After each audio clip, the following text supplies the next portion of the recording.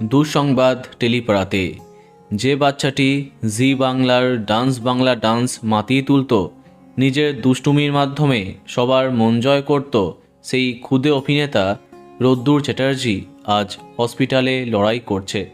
হ্যাঁ, গত 8ই মার্চ শহরের এক বেসরকারি হসপিটালে তাকে ভর্তি করা হয়। প্রথমে তার অবস্থা একেবারে আশঙ্কাজনক হয়ে যায়, এমনটাই খবর।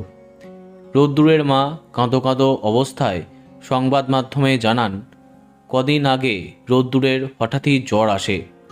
যেহেতু এই সময় সিজন চেঞ্জ হয়, তাই প্রথমে ভাইরাল জ্বর বলে মনে করা হয়, কিন্তু জ্বর না কমায় রক্ত পরীক্ষা করা হয়। এরপরই জানা যায় ফুসফুসের কিছু অংশ সংক্রমিত হয়েছে। তারপরই এত কিছু। একমাত্র ছেলেকে বাঁচানোর জন্য সামাজিক মাধ্যমে আবেদন করেছেন রোদ্দুর চ্যাটার্জির বাবা এবং মা। অবস্থা ভালো নয় এই ক্ষুদে তারকার। এদিন রোদ্দুরকে দেখতে হসপিটালে পৌঁছান অভিনেতা অঙ্কুশ হাজরা এবং জিতু কমল। সেখানে গিয়ে মন খারাপ হয়ে যায় অঙ্কুশের। তিনি জানান, আমি জি বাংলার তরফ থেকে প্রথমে খবরটা জানতে পারি, তারপরই ভিডিও কলে কথা হয়।